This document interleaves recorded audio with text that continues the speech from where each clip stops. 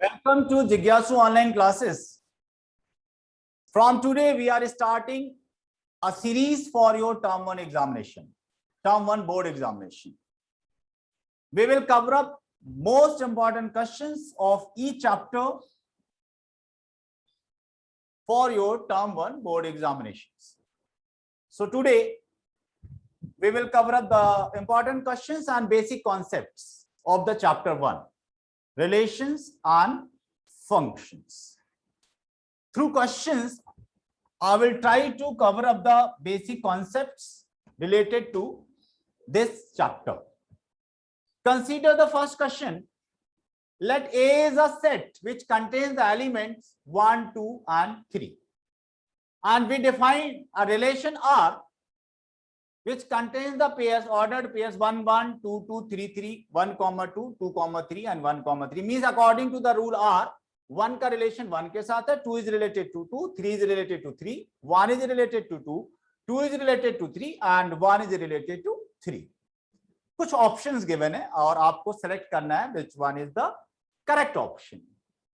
The relation R is reflexive but not symmetric, reflexive but not transitive, symmetric and transitive, neither symmetric nor transitive. Out of these 4 options, we have to select one. तो बच्चों, before going to the option, आप पहले बताओ कि meaning of reflexive relation क्या है, meaning of a symmetric relation, meaning of a transitive relation. अगर आपको definition पता है, तो we can select the correct option. If you are given a set which contains the elements 1, 2, and 3, और कोई एक rule defined है on the set A, तो उस रिलेशन को रिफ्लेक्सिव रिलेशन होने के लिए क्या condition? For that relation to be reflexive, each element of the set must be related to itself. कोई भी एलिमेंट का अपने आप के साथ रिलेशन होना चाहिए, and it should be true for all elements of that set. तो अगर इस रिलेशन को रिफ्लेक्सिव होना है, तो according to that rule R 1 का 1 के साथ होना चाहिए, विच इज देयर, 2 का 2 के साथ रिलेशन होना चाहिए, एंड 3 का 3 के साथ होना चाहिए. तो ये तो यहां पर है. ओके, सो आर रिफ्लेक्सिव तो हो गया. अब हम चेक करते हैं सिमेट्रिक होगा या नहीं. तो for a relation to be symmetric क्या कंडीशन होती है? If A is related to B under that rule, then B का भी ए के साथ सेम रिलेशन होना चाहिए. B must be related to A under the same rule. तब हम उस रिलेशन को सिमेट्रिक रिलेशन बोलते हैं. यहां देखो, 1 का रिलेशन 2 के साथ है, तो क्या 2 का भी रिलेशन 1 के साथ है? मतलब अगर ऑर्डर पेयर 1, 2 है, तो 2, 1 भी होना चाहिए. यहां पर मैंने बोला if 1, 2 is there, so for that relation to be symmetric 2, 1 भी उसमें होना चाहिए. 1, 2 बिलोंग्स टू आर, तो 2, 1 should also belong to R. यहां 2, 3 है, तो फिर उसका रिवर्स 3, 2 भी उसमें होना चाहिए, रिलेशन आर में बिलोंग करना चाहिए. 1, 3 है, तो इसका reverse order pair 3, 1 that should also belong to the relation R. मतलब एक कोई भी पेयर है आर ए, बी, तो बी, ए भी उसमें आर में होना चाहिए, तभी वो रिलेशन हमारा सिमेट्रिक होगा, which is not in this particular question. तो यहां पर ये सिमेट्रिक तो नहीं. अब now come to the transitive relation. किसी भी रिलेशन को हम ट्रांजिटिव रिलेशन कब बोलते हैं? For a relation to be transitive, if A is related to B and B is related to C. देखो ध्यान देना, इफ ए का रिलेशन बी के साथ है किसी रूल के तहत, ए इज रिलेटेड टू बी, और बी किसी थर्ड मेंबर सी के साथ सेम रिलेशन के साथ एसोसिएट, सेम रूल के साथ एसोसिएटेड, देन तब आपको चेक करना है कि क्या ए का भी वही रिलेशन सी के साथ है जो ए का बी के साथ है और बी का सी के साथ है. अगर ए का सेम रिलेशन सी के साथ है जो ए का बी के साथ है और बी का सी के साथ है, तो तब हम उस रिलेशन को ट्रांजिटिव बोलते हैं. ठीक है, तो देखो अगर 1, 2 है, तो फिर मैं देखूंगा क्या 2 का रिलेशन किसी थर्ड मेंबर के साथ है. हाँ है, 2 का 3 के साथ है, तो 1 का रिलेशन 3 के साथ होना चाहिए, विच इज देयर. ठीक बात है, ये चेक कर लिया हमने. अब देखो 2 का 3 के साथ है, तो फिर मैं 3 का चेक करूंगा किसके साथ है. 3 का 3 के साथ है, तो 2 का 3 के साथ होना चाहिए, विच इज देयर. तो आप चेक करो, अगर ए का रिलेशन बी के साथ है, बी का सी के साथ है, तो फिर ए का सी के साथ रिलेशन होना चाहिए. ठीक है, तो अब यहां पर ऑप्शंस में देखो, ऑप्शंस में विच ऑप्शन इज करेक्ट। यहां पर 1 का 1 के साथ है, 2 का 2 के साथ है, 3 का 3 के साथ है, तो रिफ्लेक्सिव तो हमारा चेक हो गया। सिमेट्रिक नहीं है, इट इज नॉट सिमेट्रिक। तो फर्स्ट ऑप्शन में मुझे दिख गया है रिफ्लेक्सिव बट नॉट सिमेट्रिक। दूसरा वाला option reflexive but not transitive, but ये ट्रांजिटिव है तो दूसरा नहीं हो सकता। एक ही ऑप्शन करेक्ट होता है, तो आगे अगर हम ना भी चेक करेंगे तो काम चल जाएगा। Which is reflexive but not symmetric is the right option. I told you the definition of reflexive relation, symmetric relation and transitive relation. कुछ और बेसिक कंडीशंस आएंगी, हम लोग डिस्कस करेंगे नेक्स्ट क्वेश्चंस में। देखो यहां पर बच्चों क्या है, ये बहुत इंपॉर्टेंट क्वेश्चन है, आ सकता है आपके बोर्ड एग्जाम। यहां क्या कहा गया है, the maximum number of equivalence relation, equivalence relations on the set A. Maximum number of equivalence relation, आपको क्या पता है बच्चों? For a relation to be equivalence relation, that relation must be reflexive, that relation must be symmetric and that relation must be transitive. वो symmetric भी होना चाहिए, reflexive भी होना चाहिए और ट्रांजिटिव भी होना चाहिए, तभी वो रिलेशन हमारा इक्विवेलेंस रिलेशन होगा। तो बच्चों हमें एक सेट दिया गया है और मैं क्या करूंगा, पहले देखूंगा कि हमारा यहां पर दिया है maximum number of relation, equivalence relation, कितने अधिक से अधिक रिलेशन, इक्विवेलेंस रिलेशंस आप डिफाइन कर सकते हो। तो I will start from the smallest equivalence relation on the set A। अब देखो मैं एक रिलेशन R1 लिख रहा हूं जिसके तहत 1 का 1 के साथ रिलेशन है, 2 का 2 के साथ रिलेशन है, 3 का 3 के साथ रिलेशन। क्योंकि किसी भी रिलेशन को रिफ्लेक्सिव होने के लिए each member of the set must be related to itself. तो 1 का 1 के साथ, 2 का 2 के साथ, 3 का 3 के साथ होना, रिलेशन होना तो जरूरी है रिफ्लेक्सिव होने के लिए। सिमेट्रिक, अब इस रिलेशन को अगर मैं चेक करता हूं तो ये सिमेट्रिक भी है, 1,1 है तो इसको रिवर्स करो, 1,1 दैट इज देयर, सिमेट्रिक भी है and it is transitive also. तो ये अभी मैंने जो रिलेशन लिखा है, it is the smallest equivalence relation on the set A. Smallest, ये भी पूछा जा सकता है, right the smallest equivalence relation on the set ए। एक सेट गिवन होगा और उसमें आपको स्मॉलेस्ट इक्विवेलेंस रिलेशन लिखना होगा। सो फॉर द सेट ए जिसमें 3 ही एलिमेंट्स हैं, 1, 2 एंड 3, स्मॉलेस्ट इक्विवेलेंस रिलेशन क्या है जो मैंने यहां पर लिखा हुआ 1, 1, 1, 2, 2, 3। ओके, अब क्या करना है, ये तो एक रिलेशन मैंने लिख दिया। अब मैं क्या करूंगा, दूसरा रिलेशन लिखना चाहूंगा R2। ये तो मुझे लिखना ही पड़ेगा 1,1, 2,2, 3,3। एक पेयर ऐड कर रहा हूं मैं 1,2, एक पेयर मैंने ऐड किया 1,2। तो अब सिमेट्रिक होने के लिए मुझे 2,1 तो ऐड करना ही पड़ेगा, क्योंकि हमें तो इक्विवेलेंस रिलेशन लिखना है। तो रिफ्लेक्सिव तो था ये, अब मैंने एक पेयर ऐड कर दिया 1,2, तो मुझे सिमेट्रिक बनाने के लिए 2,1 ऐड करना पड़ेगा। अब चेक करो, सिमेट्रिक तो हो गया ये, क्या ये ट्रांजिटिव है? ट्रांजिटिव के लिए कंडीशन क्या है? If A is related to B and B is related to C, then A must be related to C। 1 का 2 के साथ रिलेशन है, फिर 2 का देखो किसी के साथ है क्या? हाँ, 2 का 1 के साथ है, तो फिर 1 का 1 के साथ रिलेशन होना चाहिए, क्योंकि है। इसका मतलब ये क्या है? It is a transitive relation also. तो ये ट्रांजिटिव भी हो गया।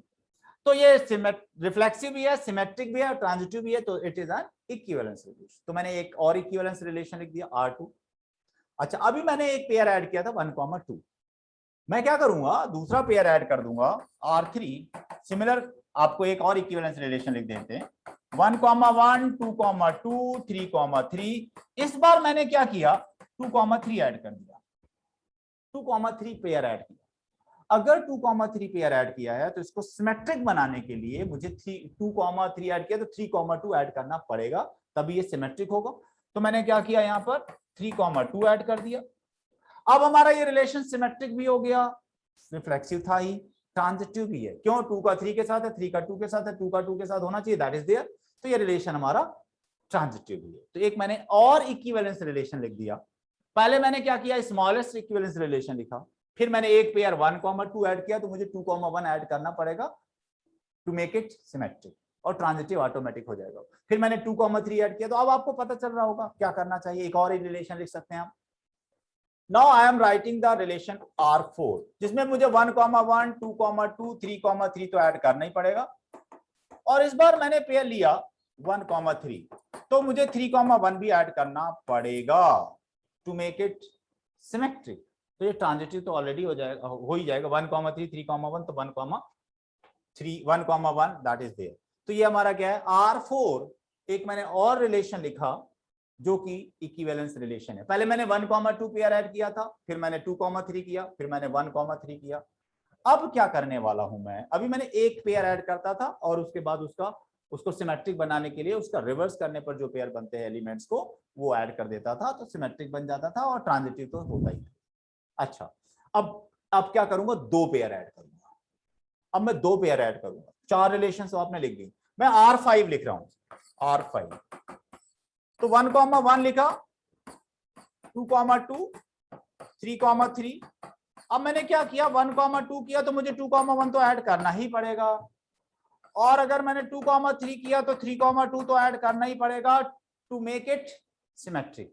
एक बात और बताओ, अगर 1,2 है और 2,3 है तो 1,3 भी तो होना चाहिए ट्रांजिटिव होने के। 1,2 है और 2,3 है, तो ट्रांजिटिव बनाने के लिए 1,3 चाहिए, जो कि नहीं है। तो मुझे तो इक्विवेलेंस लिखना है, तो मैं 1,3 ऐड करूंगा। और 1,3 जैसे ही ऐड करूंगा तो मुझे 3,1 ऐड करना पड़ेगा टू मेक इट सिमेट्रिक। अब आप देखो, it is the biggest relation R5 A cross A जब आप लिखते हो ना, A क्रॉस A लिखो, A क्रॉस A क्या आएगा, 1,1, 1,2, 1,3, 2,1, 2,2, 2,3, फिर 3,1, 3,2 और 3,3। यह है A cross A। You all know how to write A cross A. A cross A is the biggest relation which can be defined on the set A. तो अब आपने R5 जो लिखा है वो तो A क्रॉस A है, इससे बड़ा कोई रिलेशन नहीं हो पाएगा। सो इस तरीके से आपने देखा कि there are 5 equivalence relations which can be defined, maximum 5 equivalence relations आप डिफाइन कर सकते हैं। तो इसका आंसर क्या होगा बच्चों, 5, D is the right option. इसमें 2 और बातें कवर हो गई। स्मॉलेस्ट इक्विवेलेंस रिलेशन क्या होता है, ये पूछा जा सकता है। बिगेस्ट इक्विवेलेंस रिलेशन क्या होता है, ये भी पूछा जा सकता है। तो ये दोनों पार्ट, दोनों क्वेश्चंस इसी में कवर हो जाते हैं। तो आपको इक्विवेलेंस रिलेशंस का आइडिया मिल गया। हमने एक क्वेश्चन कवर किया, उसके थ्रू 2 और क्वेश्चंस कवर हो गए। अब आते हैं नेक्स्ट क्वेश्चन में। अब बच्चों ये है formula based question. Formula based, you should remember the formula only और आपका आंसर आ जाएगा। क्या कहा गया बच्चों, A is a set which contains 4 elements 1, 3, 5, 7 and B is a set which contains 8 elements 1, 2, 3, 4, 5, 6, 7, 8। आपसे पूछा क्या गया, number of 1, 1 functions from A to B, number of 1, 1 functions from A to B। Formula होता है बच्चों, देखो A से B में नंबर ऑफ 1, 1 फंक्शंस अगर आपसे पूछा गया है, जैसे मैं एक एग्जांपल लूं, एक सेट है A और एक सेट है B। यहां पर मेरे 3 एलिमेंट्स हैं, यहां पर मेरे 2 एलिमेंट्स। तो क्या आप 1, 1 फंक्शंस बना सकते हो if number of elements in A greater than the number of elements in B। तो A से B में 1, 1 फंक्शन डिफाइन नहीं हो सकता। अगर मैं 1 को 4 से रिलेट करता हूं, 2 को 5 से रिलेट करता हूं, तो 3 को किसी ना किसी, for that rule to be a function, मुझे 3 को किसी ना किसी के साथ तो रिलेट करना ही पड़ेगा। मैंने 4 के साथ रिलेट कर दिया, अगर 3 का रिलेशन नहीं है तो वो फंक्शन ही नहीं होगा। तो 3 को किसी ना किसी के साथ तो रिलेट करना पड़ेगा। और अगर मैंने 3 को 4 के साथ या 3 को 5 के साथ किसी के साथ रिलेट कर दिया तो फिर वो 1, 1 फंक्शन नहीं होगा। कोई भी 2 का 1 के साथ रिलेशन हो जाए तो वो 1, 1 नहीं होता, मैनी 1 हो गया। तो यहां पर एक बेसिक कंडीशन है कि number of elements in A greater than the number of elements in B तो होना नहीं चाहिए। Number of elements in A should be less than equal to number of elements in B. ये हमारी necessary condition है for a function to be 1, 1। A में जो number of elements हैं बी के इक्वल हो सकते हैं या बी के नंबर ऑफ एलिमेंट से कम हो सकते हैं, तभी 1-1 फंक्शंस आप डिफाइन कर सकते हो। तो बच्चों आपको यहां पर ए में कितने एलिमेंट दिए गए हैं 4 और बी में कितने दिए गए 7 एलिमेंट 8 एलिमेंट, तब तो number of elements number of relations आप बता सकते हो कितने डिफाइन किए जा सकते हैं। फार्मूला है, व्हाट इज दैट फार्मूला? अगर बच्चों एक सेट है ए जिसमें x एलिमेंट्स हैं, दूसरा सेट है बी जिसमें y एलिमेंट्स हैं, और आपसे पूछा गया number of 1-1 functions from A to B, उसका फार्मूला है ypx। अब इसकी वैल्यू तो आपको आता है, हाँ ये तब होता है जब x हमारा less than equal to y, x हमारा less than equal to y है, तभी ये नंबर ऑफ 1-1 फंक्शंस का फार्मूला है y। और आपको एनपीआर का फार्मूला तो पता ही है बच्चों, एनपीआर का फार्मूला क्या होता है factorial n upon factorial n minus r। So in our question यहां पर y कितना है, number of elements in the set b कितना है 8 और number of elements in the set a कितना है 4, तो क्या आ जाएगा 8p4। 8p4 कैलकुलेट करो, 8 factorial upon 8 minus 4 factorial, simplify this, you will get the answer, you will get the answer. बच्चों मैं आंसर अभी कैलकुलेट नहीं कर रहा हूं, आप कैलकुलेट कर सकते हो। You should remember this formula, ये फार्मूला सभी लोग नोट कर सकते हैं। This is a good question, formula based questions मिलते हैं। मैंने कोशिश किया है कि आपके यहाँ जितने भी फार्मूला बेस्ड क्वेश्चन पूछे जाते हैं उनको इस वीडियो में कवर अप कर दो। तो बच्चों ये फार्मूला नोट करो, number of element in, if number of elements in the set A x है, number of elements in the set B y है, और अगर x less than equal to y है, then number of 1-1 functions from A to B is equal to ypx, number of permutations of x elements out of y elements, ypx। ये formula पता है NPR का, factorial n upon factorial n minus r, use this to find out the answer. अब आप आ जाइए next part. Next question है बच्चों, इसका आंसर तो आप बता सकते हैं, बहुत इंपॉर्टेंट क्वेश्चन, जनरली बच्चों का आंसर गलत आता है। ध्यान से समझना कि यहां पर ट्रांजिटिव होने के लिए क्या कंडीशन होती है। एक सेट गिवन है A which contains the elements 1, 2 and 3 and we define a relation R, according to that relation R 1 का रिलेशन 2 के साथ है, और हमें बताना है कि ये रिलेशन क्या है। रिफ्लेक्सिव तो नहीं, क्योंकि रिफ्लेक्सिव होने के लिए तो each element of the set को इटसेल्फ के साथ रिलेट होना चाहिए, मतलब 1 का 1 के साथ, 2 का 2 के साथ, 3 का 3 के साथ होना चाहिए, तो रिफ्लेक्सिव। सिमेट्रिक भी नहीं है, अगर 1 का 2 के साथ है तो 2 का भी तो सेम रिलेशन है 1 के साथ होना चाहिए, मतलब if 1 2 belongs to R for the relation to be symmetric 2, 1 also should belong to the R, तो सिमेट्रिक भी नहीं, तो रिफ्लेक्सिव नहीं है, सिमेट्रिक नहीं है, बचता क्या? ट्रांजिटिव चेक करना है। ट्रांजिटिव है क्या? ट्रांजिटिव कैसे चेक करेंगे? उसके लिए देखना है आपको क्या कंडीशन बताएगी, if A is related to B, A related to B and B is related to C, तो A का C के साथ रिलेशन होना, वही सेम रिलेशन होना जरूरी है for that relation to be transitive. But अगर A का B के साथ रिलेशन है बट B का और किसी के साथ रिलेशन ही नहीं, तो आपको कुछ चेक करना ही नहीं है, ये आपका ट्रांजिटिव रिलेशन है।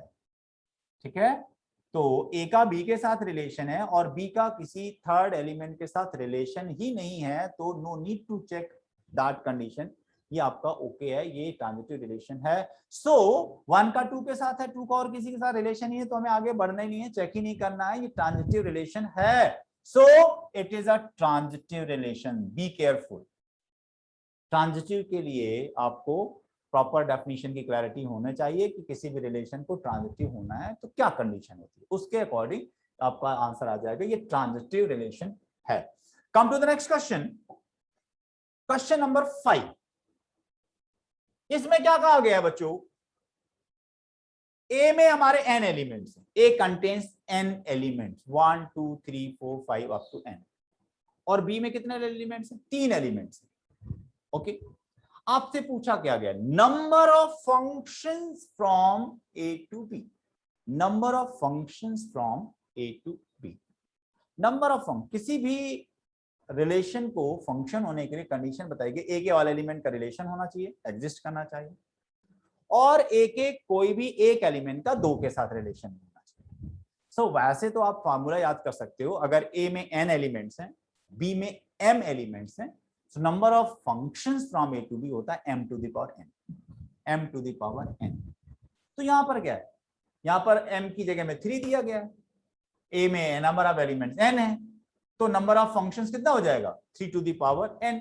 तो डायरेक्ट फार्मूला है बच्चों 3 to the power n, number of functions from a to b is equal to 3। क्योंकि क्या होगा, a का कोई भी मेंबर का रिलेशन, भाई आपको क्या करना है, a में आपके n एलिमेंट्स हैं और b में 3 एलिमेंट्स हैं, तो 3 ही एलिमेंट्स हैं हमारे a b c, तो कोई भी एलिमेंट a का खाली नहीं होना चाहिए। 1 का रिलेशन, 1 को आपको देखना है कि n एलिमेंट्स का रिलेशन कितने के साथ हो सकता है, तो डायरेक्ट वैसे फार्मूला यूज कर लो, बहुत डिटेल में हम नहीं जाते अभी। तो 3 to the power n, इसमें क्या है फार्मूला क्या है, a में अगर n एलिमेंट्स हैं, b में m एलिमेंट्स हैं, तो number of functions from a to b आ जाएगा m to the power n। Okay, तो ये फार्मूला बेस्ड क्वेश्चन था जिसका आपका फार्मूला याद रखना होगा। नेक्स्ट क्वेश्चन पर आ जाते हैं। हाँ भाई बच्चों, कुछ चीजें तो आपको ध्यान रखनी है। अगर फंक्शन 1 1 भी है एंड ऑन टू भी है तो उसको हम लोग बाइजेक्टिव फंक्शन बोलते हैं। यहां पर एक सेट है A जिसमें 5 एलिमेंट्स हैं, दूसरा सेट है B जिसमें 6 एलिमेंट्स हैं, और हमसे पूछा गया है ऐसे कितने फंक्शंस हैं जो 1 1 भी है एंड ऑन टू भी है, मतलब नंबर ऑफ बाइजेक्टिव फंक्शंस पूछा गया, नंबर ऑफ बाइजेक्टिव फंक्शंस। तो पहली बात यह है बच्चों, यहां देखो अगर A में एलिमेंट A है और ये सेट B है, मैंने क्या किया, यहां पर 3 एलिमेंट्स लिया, यहां पर 2 एलिमेंट, तो ये देखो अगर मतलब A में एलिमेंट्स अधिक हैं B से, A में अगर number of elements greater than the number of elements in the set B है, तो ये हमारा ऑन टू तो हो जाएगा, ऑन टू फंक्शन तो है। ऑन टू के लिए ऑल एलिमेंट B के ऑल एलिमेंट का प्री इमेज एग्जिस्ट करना चाहिए, तो वो तो है। Range of the function should be equal to codomain set, तब वो ऑन टू होता है। ऑन टू तो है बट ये 1 1 नहीं, ये 1 1 नहीं, क्योंकि 1 का और 2 का सेम के साथ रिलेशन हो गया, 2 डिफरेंट एलिमेंट्स का अगर सेम मेंबर्स के साथ रिलेशन है तो वो 1 1 नहीं होता। तो अगर Na is greater than Nb है तो ये 1 1 नहीं होगा, 1 1 नहीं होगा, 1 1 एंड ऑन टू दोनों बताना है, मतलब बाइजेक्टिव फंक्शन बताना है, तो Na ग्रेटर देन Nb है तो ये नंबर ऑफ बाइजेक्टिव फंक्शन 0। अच्छा, अगर मान लो हम दूसरी सिचुएशन लेते हैं, वैसे तो यहां पर बच्चों A में एलिमेंट्स हमारे हैं मान लो 3, सॉरी मतलब A में हम नंबर ऑफ एलिमेंट्स कम लेते हैं 1 2 3, और यहां पर मैंने B में ले लिया 4 5 6 7, 4 एलिमेंट। अब क्या करूंगा मैं 1 को 5 के साथ, 2 को 4 के साथ, 3 को 6 के साथ रिलेट कर दूं, 1 1 बना दिया। A में number of elements smaller than the number of elements in the set B है, तो यहां देखो आपका क्या हो गया ये बच्चों, 1 1 तो हो गया है फंक्शन, ये फंक्शन 1 1 तो है, क्या ये ऑन टू है? नहीं, ऑन टू के लिए तो each element of the codomain set B के लिए प्री इमेज मिलना चाहिए, मतलब कोई ना कोई यहां जरूर मिलना चाहिए जिसका एसोसिएशन उस 7 के साथ हो। ऐसा तो नहीं है, ये वो ऑन टू नहीं है। अगर मतलब number of elements in A less than the number of elements in B है, तो बाइजेक्टिव फंक्शंस कितने होंगे, डिफाइन ही नहीं हो पा रहा है, 0 बाइजेक्टिव फंक्शंस। तो बच्चों अगर हमें एक बाइजेक्टिव फंक्शन डिफाइन करना है फ्रॉम A टू B, तो नेसेसरी कंडीशन क्या है, A और B में नंबर ऑफ एलिमेंट सेम होना चाहिए, जितने एलिमेंट्स A में हैं उतने ही एलिमेंट्स B में होना चाहिए, तभी नंबर ऑफ बाइजेक्टिव फंक्शन, तभी बाइजेक्टिव फंक्शंस आप डिफाइन कर सकते हैं। मतलब ये नेसेसरी कंडीशन है for a relation to be, for a function to be bijective, Na is equal to Nb होना चाहिए। ठीक बात है भाई।